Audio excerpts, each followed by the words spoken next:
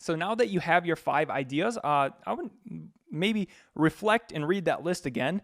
And we're going to now show you kind of the criteria that I use to initially start to knock those out. So essentially, we're going to use a scientific method of where we gather and brainstorm, where you guys have already gone out there and you've gathered ideas and not filtered and not really rejected anything. We want to gather as much as possible and, imagine the great future, and then we destroy it. And then if we can't, then we try again.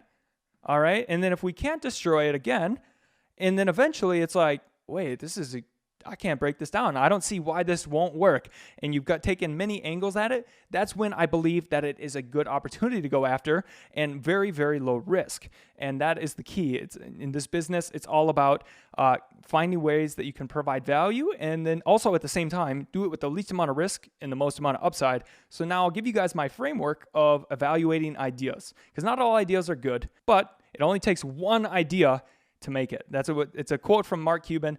In business, you only need to be right once. All right, so here is the mental framework that I use. We go and we have all these ideas. So you have your 5 ideas right now, or you've already done ideas before. You've been doing this for a while. Anyways, here's how it goes. We are now going to take those, and first of all, hopefully there was enough money and there was some form of unfulfilled needs. So if you haven't already, maybe now go take and write down, if you didn't, write down those unfulfilled needs that you found in that market. Now that you've done that, what we're going to do is we're going to look at, do we have the resources to compete in this market? And I'm going to show you guys a bit more in depth how we actually do that. All right, so let's say that our first idea was Bluetooth headphones. We thought of ways that we could differentiate the Bluetooth headphones, and okay, that met our criteria, and it was doing revenue. Maybe LED Bluetooth headphones or something. Now, the question is, do we have the resources to compete? Okay. Now, the first one is money. If we were to go, and let's say that the average amount on Amazon, we could just go ahead and show you. So we're looking at the Bluetooth headphone market. We saw Jahing Fufu made it. Could we make it with him? Well, what we first look at is, the number of reviews. That's a lot. 11,000, 8,600, but we've talked about reviews aren't the most important, but we'll get to that in a little bit, but it's going to be hard, all right? This is one of the most competitive markets in the world. There's, Apple's in here, Bose is in here, Samsung is in here, Google just entered, and then we've also got Mapao and Jahing Fufu, guys. It's going to be tough. Okay, so it fails the money alone. Why does it fail the money? Because you need to look, like we just did, look at the amount of revenue being done here on average. Everybody's doing about $100,000 at least. So that means that if we could look at the number of sales, okay? So 7,000 right there. Everybody's doing at least 1,000 sales a month. And we've said that Amazon says you look up a word and then it says, what are the best selling products for that? Who sells the most through that word? Now, if we're looking at this, if we look at the price of these are all about $20 to $30. And I always like to go after premium products in the higher price because I don't like to compete on price. So if I was going to innovate and add some features here, I'm sure there's a way I could brainstorm and make a Bluetooth headphone that people want and that would really add value to the market. But the question is, do I have the money to compete? Yeah, I do. But still, even within that, the other framework is, so I have the money to compete, but most people wouldn't. But let's say this, I still don't have this, okay? Look at this. This is complex. When you're building a brand new Bluetooth headphone with all these new features, like maybe I want voice assistant, it would be great if this thing hooked up and I could call the Ubers from it. I could hook up Alexa to this thing. It would be really nice if it lasted for 100 hours, okay? And it would also be really cool if it could vibrate, okay? If it gave me a massage on my head too, all right? But it's complex to build features into Bluetooth because there's compatibility with phones. And so you may be like, but you said you just find a manufacturer who makes something similar to it. This is where it is, okay? if it's technology, it's hard. That's just the simple truth. That's why technology companies are worth so much and the products cost so much, because making the products is hard. But if it's as simple as changing the color of something, then it's not that hard. Or if it's as simple as, hey, we need another piece of plastic on that piece of plastic, then that's not too hard. But if you're trying to add technological functionality, probably don't go after that, because we'll get to later why you actually really wouldn't want to go after that. So anyways, we've determined that that could be a difficult one. So if it's complex, no. If we don't have the money, then no. And if you want to know the money, we'll show you how to find products, like the pricing and suppliers, in a little bit. So we go to the search engine of products, which is Alibaba, and we're just going to do a very quick search. So Bluetooth headphones. So we look generally at how many we would need to sell. And then now we're not going to go really in depth here, but we're just going to look at the price of this stuff. And $5 to $10. We'll teach you more about how to find the true price of these, but even $4 to $6 for these really cheap looking things, they don't really attract me. Now this attracts me. Wow, look at that lightning. But they want $6. So let's just say we were going to do these lightning ones or something. $6. So let's say we were going to do the lightning ones. I mean, $6 times 3,000 for 1 month of supply. You might need to buy 2. I suggest that everybody probably buys about, this is a general framework, 2 months of supply. It depends on how long it takes that manufacturer to make it and ship it to you. But like we said, we don't want to go out of stock. So 2 months is generally, while we're just doing this initial brainstorm, we'll get into ways to optimize that later. But if you use 2, it's the easiest way. So 2 times 6, so now this would be $6 times 3,000, that's $18,000 for 1 month. And then we need to buy 2 months of inventory. So this is going to be $36,000 without marketing. This is a big investment, okay? So because there's a lot of money to be made, all right? But there's still, but if you were doing this, like this is making like $500,000 a year. So it takes money to make money. So we don't need to make $500,000 a year on our first product, okay? We can find something where it's much smaller. Instead, get these little home runs where you can see a massive amount of return on investment, but you are up and running really fast, and then you just add another single base hit, and then maybe someday when you've got it all really figured out, you could go after the big, the big leagues. Oh, also, if you do have $36,000 to invest, still don't do it. Okay, when you are getting started, you do not want to go up against the major leagues just because you like have the chance to go into the major leagues. If you get an invite, go and train until you're ready to go and fight against them. Okay, so that's what I suggest. This is a learning process, and so you've gone and you get ideas, and then you try to break them down, and once you find one that you're confident in, you start to take small at bats, because like I said, I didn't get them right away. But if we remember my first products, I said I failed 8. My first 8 failed, but I only lost 3 to 5,000. Okay, 3 to 5,000 was what I lost. And then what happened? Then I was confident and I invested $7,500 because I found an idea that I could not destroy. And then that turned into 3.2 million. And well, that's turned into 44 at bats after that were all home runs. But I failed and struck out 8 times. So if I would have blown it all on the first one, I would have been done. So learn how to do this process, and then slowly you go deeper and deeper. And that's the way that I suggest that people, if they want to be successful, that is what it is. And you're in here, so you want to be successful. So next, once we've determined,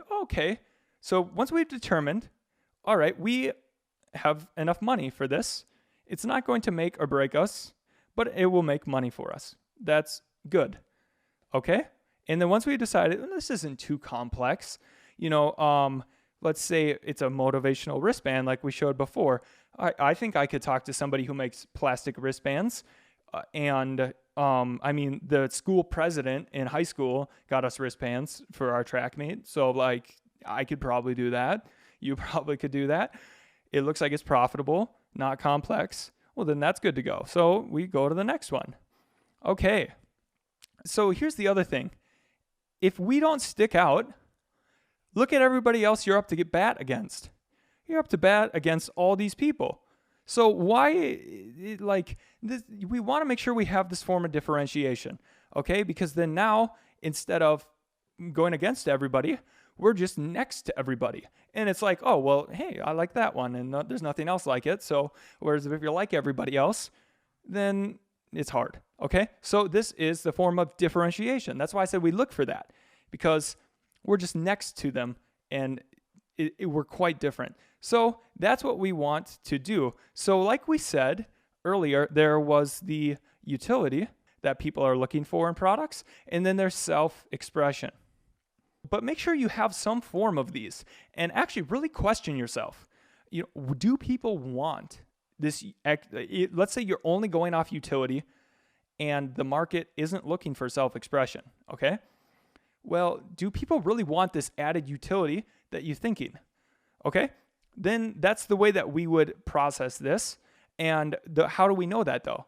By looking at the reviews, like we did with the wristbands earlier. It said, we knew that this was teachers buying because of the reviews. And then we knew that people already complained about them not being big enough and them breaking. So that's how we would know that this utility is wanted, because the customer said it, not our brain. That's how we can use data to make our decisions. So that's how I would go for utility. And self-expression is an easier one because it's just shown by what people are buying. And the tools tell us what people are buying by looking at the sales amounts. So that's how we know if self-expression is important. Now, if we determine that it's utility that's needed that nobody's offering, we could go to the next step. If it's self-expression, then we could go to the next step, but we want to make sure that we know who's buying it so that we can develop a way that matches what those people want. So if these are teachers, start looking into teachers and what teachers post on blog posts or, quotes or stuff that teachers are saying, so that you could go develop a better wristband for teachers, okay?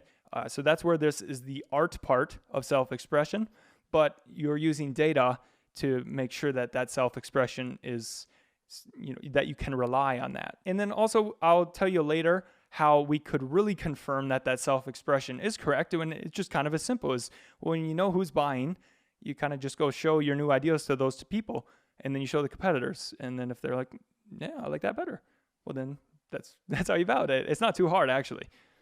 Now, once we have determined, we have our 5 ideas, you've got your 5 ideas. So now that you've checked off these 5 ideas and you have the resources to compete, and it's not too complex, and you have some added value in utility and self-expression, or utility or self-expression, or both.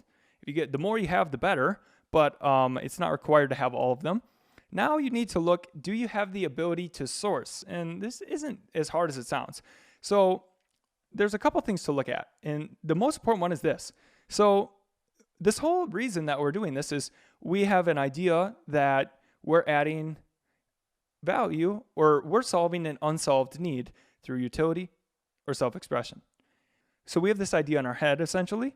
Is this supplier that we're going to talk to, and I'll show you how to find them quick, do they have the ability to actually make that product in your head and fulfill those things? If we're looking to make a wristband that's thicker and stronger, can they actually do that? Well, how do you know that? Well, you get a sample. It's not that hard with that. But if they can't do that, it all comes down to your product at the end of the day on Amazon. So we need to make sure that we've done our due diligence to make sure that it makes sense that people would buy it, and then the product actually matches that, because you don't want to make false promises. Then the last ones we kind of want to look out is this, are there regulations for doing this? So you could have a great idea to sell a product, but it's going inside of somebody's body, like a supplement or something, and there might be regulations on that, or it could be a lighting product, and wow, it has all this great stuff, but maybe it burns someone's house down or something like that. So I generally try to avoid things with regulations, but I did go into something with regulations, so this will keep people out. It's just a lot more work. It took me months to go into something with regulations, and you really have to make sure you have a good supplier. Like, I will be straight up with that.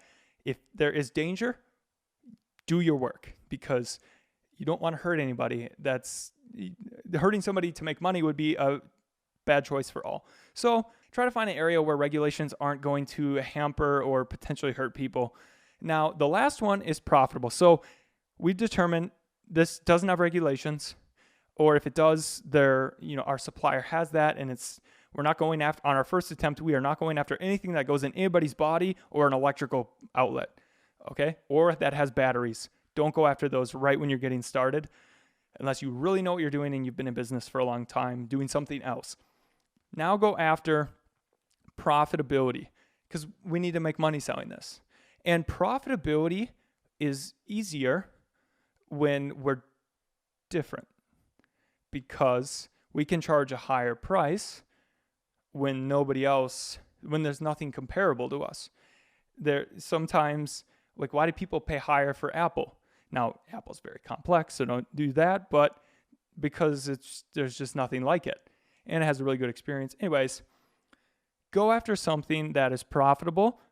And so now, but you're like, but Brock, how do you find something that is profitable and that the supplier can meet our requirements? Well, I'll show you. We go to the search engine of products, Alibaba. If we look up silicone wristbands on Alibaba, sorry, I say kind of weird, we can get a general idea of the price like we talked about before. And I mean, so sometimes they'll be like 5 cents. Yeah, they just do that to get you to click. But if you look at all the prices, you can just start to kind of average them out. I can tell you how to get the best price, and we talk about that in the intermediate course. And we will also tell you in the intermediate course how to make sure that they can meet all your requirements. We're not going to go over that now, but basically, look here and just start to brainstorm and look at the average prices of what you're looking to get. And so I would say so we have 29 to 9, so it's probably more like 20 cents a piece, or here that's really cheap. Anyways, I can tell you from my personal experience that this will probably be about 20 cents per wristband when said and done, if you want to get those nice colors added in, because the cheaper ones all just have one logo. And then you'll see you could even get like special like designs made and find different ways to differentiate. So this person would probably be more likely to offer differentiation because of their photo compared to the other people who were just offering the simple stuff. And then, so as you're looking around here, you just want to get a general idea of what the price range is and what options there are here. And you want to get something that is as close to what you're looking for as possible so that you think that they could make those changes that you're looking for. So remember here, we're still in this kind of ideation thing. We're not having to go really deep on one thing. We're just going high level over everything to make sure that there's no red flags. And then obviously before you buy and source something, you go really deep on everything. That's what we do in the intermediate course. But here, let's just assume it was 20 cents a piece or even 25 after looking at this, just to be conservative. Now what we would do is you go back to Amazon. Okay, so now what we do to calculate the profitability, go and click on one that is like what you want. And we could go here and we could use the viral launch tool and we'll be able to see some more in-depth data about it. Now, just make sure to choose something that is the same size as what you're looking to source, because Amazon fulfillment fees, which are a big part of this, are all determined on the size of your product. Now that we're on the product page of something that is the similar size of what we're looking for, because Amazon charges us by size and weight, now what we'll do is we'll go to the cost calculator, okay? And now what we could do is here it'll tell us the fees. So referral fee is $2.24, so you can't change that. Amazon fees, these might change based on our dimensions, okay? So it's 3 by 1 by 7 height. Doesn't look like that. So this is just the basic thing. So now landed cost, what does that mean? That means what does it cost to get this product into the Amazon warehouse? And that's just simply how much does it cost you, and then what is shipping? Now we can explain shipping later, but a really easy way to know is I mean, it's basically free with these. Like, they're so small and they fit into a bag that it's maybe 10 cents a piece, probably less coming from China, about that. But bigger products will cost more, and we can give down there. It's going to be too hard to explain in a video and long. I'll just give you a nice little tool to calculate the fees, and just so you could have a general idea of what it's going to cost. But so let's say they were 25 cents a piece, and there were 6 of them. So 25 cents times 6 is $1.50. And then if we added even 10 cents shipping, let's go crazy. Let's go with 25 cents, okay? $1.75. Well, this costs $1.75. Our Amazon fees are $3.22, okay? And then additionally,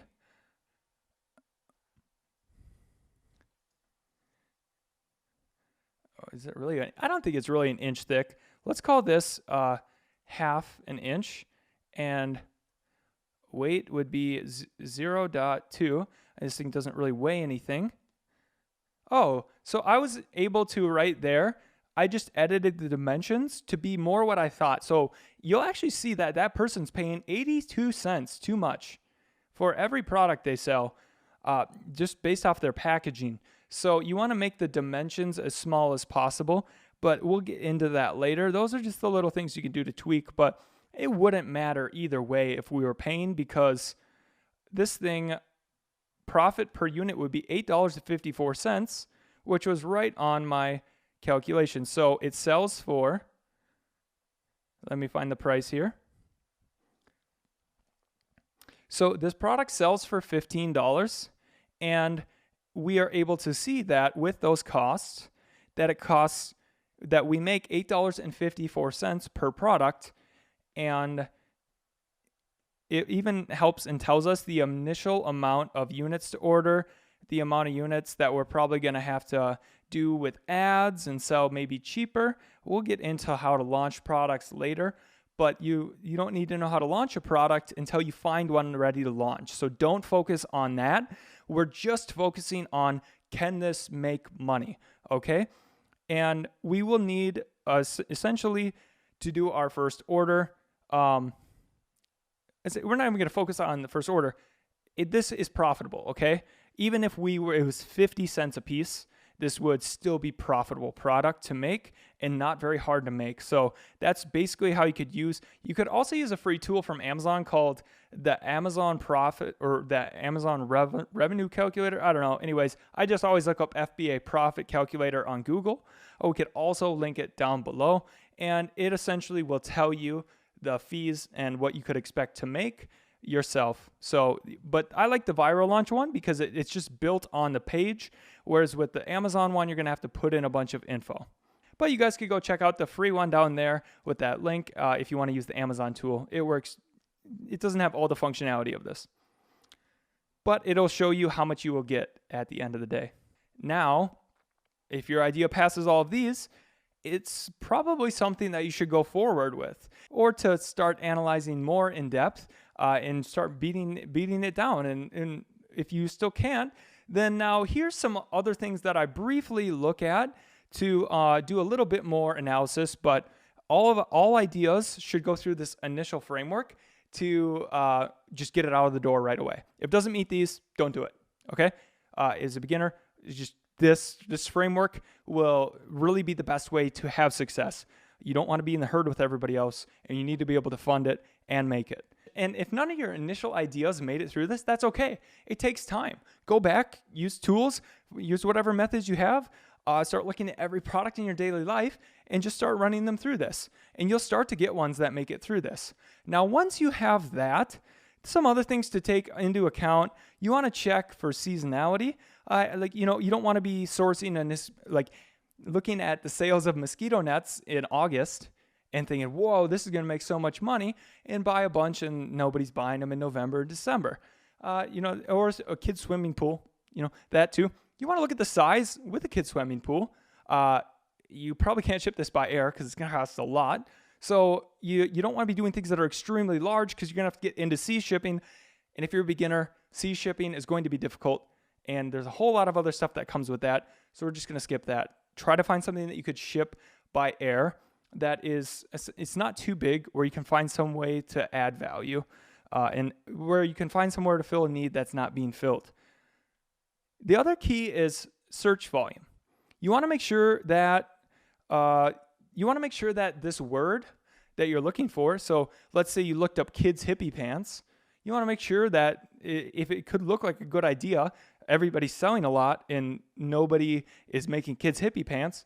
Well, if there's only 10 people a month looking it up, you might think, if you didn't know there was 10 people a month looking up kids hippie pants, you might try to make those, but you realize, wait, nobody's looking for that, so it's not a good idea like that. So that's something to make sure that there is search volume for your keywords. And we get more in depth into search volume and keywords in the intermediate, but the basic bare minimum, just make sure there is volume, okay?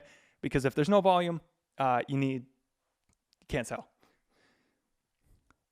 Another thing is sales distribution or brand affiliation. So it might look like a good idea to sell Nike.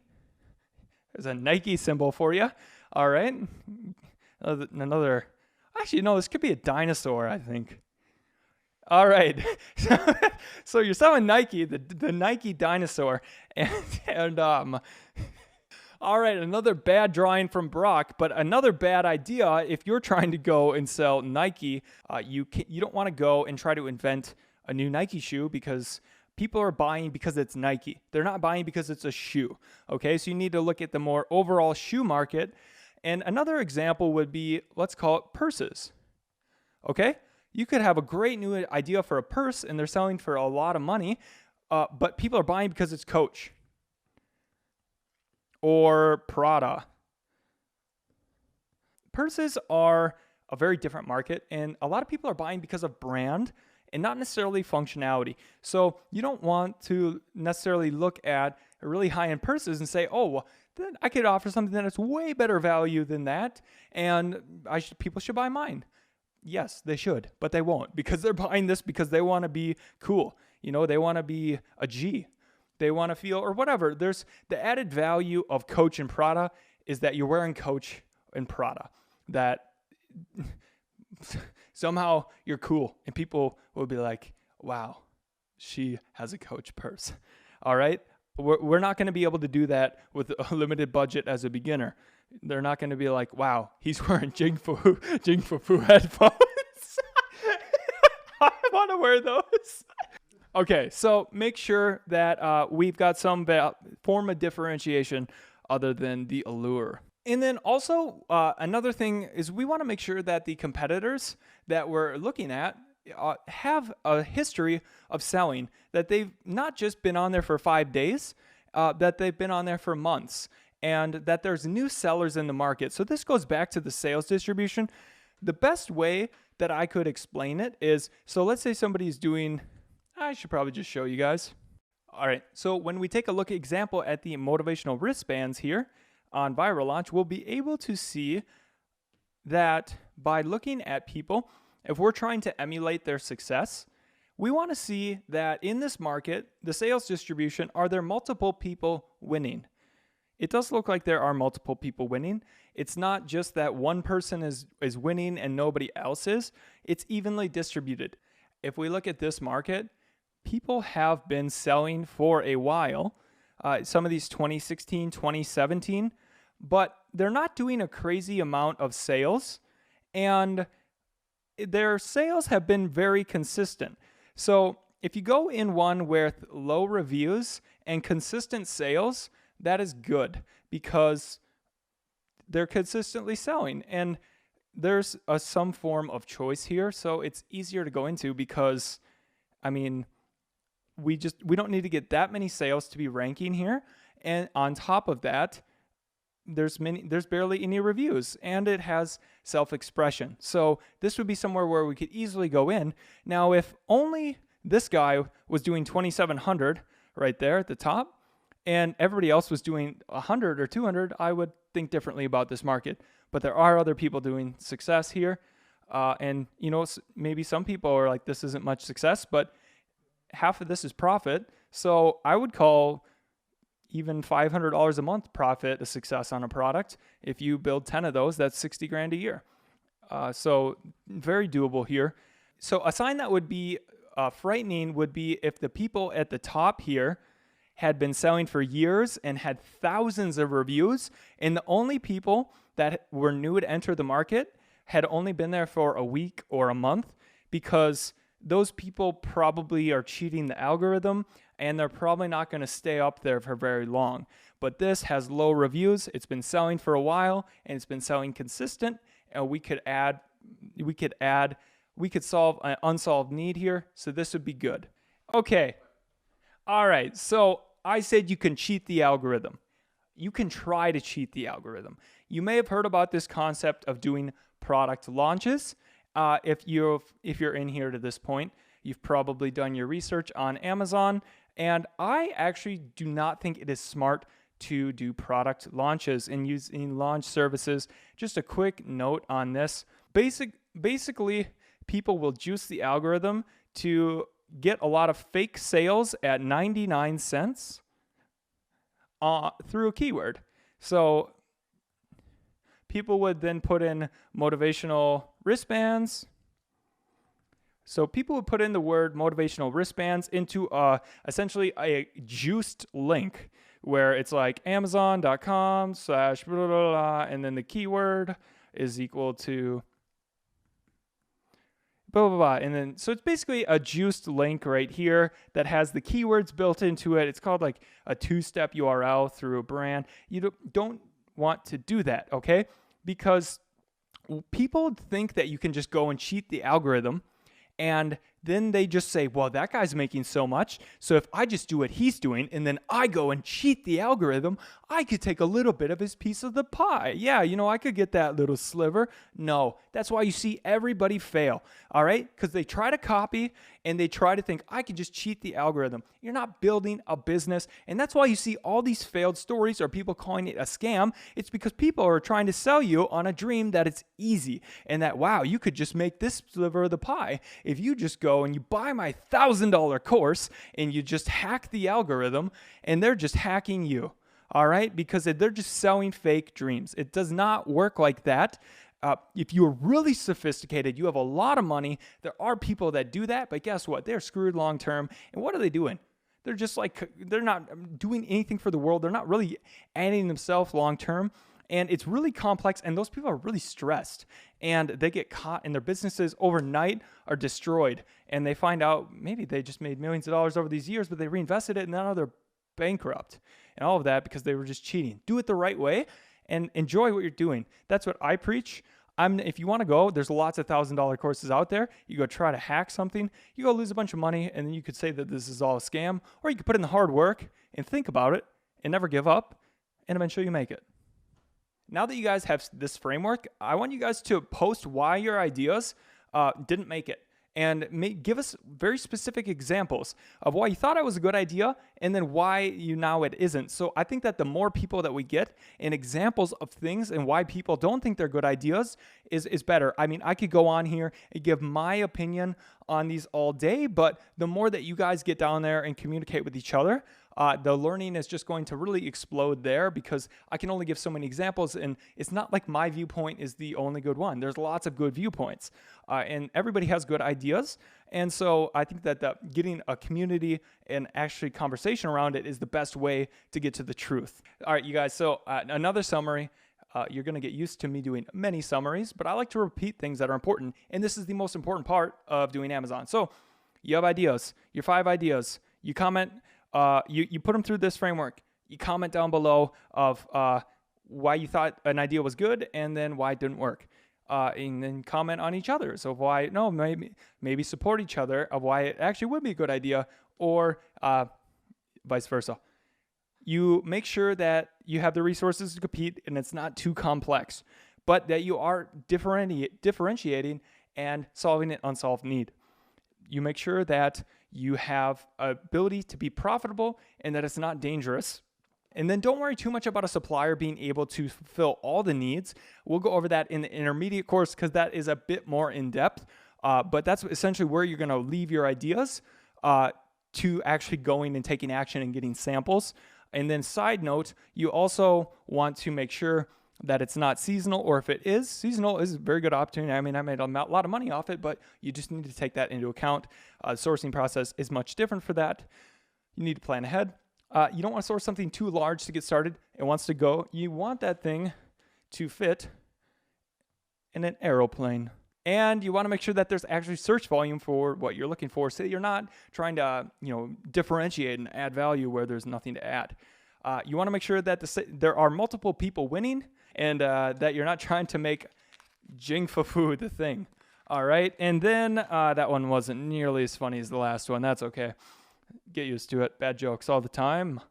And then you want to make sure that people have had success, and that it's not just that one brand, and that people have been seeing success in the market for more than a month. Now, once you pass these, you're ready to go and check this out. All right, so if you guys have made it to this point, congratulations. I hope that you have started and looking at ideas and seeing the opportunity of Amazon. Now, the rest of this beginner course is just going to be giving you that mental framework of the rest of the steps of the process so you can understand it. Now, if you have a product and you're ready to go, you want to go to the intermediate course, because there is more that is involved than this. This has been explaining the opportunity and my general framework and principles. However, I am very detailed, and I always analyze, and I want to give you guys everything so that you can have the highest chance to have success, and then also the limited amount of risk on the lower side. And those take longer to explain, and I think that those are really important though. So I just want to iterate, do not go ahead and source something without watching that. If you do that at your own risk, because just that's what's up. So I also want to let you guys know that I've recorded this on the 11th of November 2018.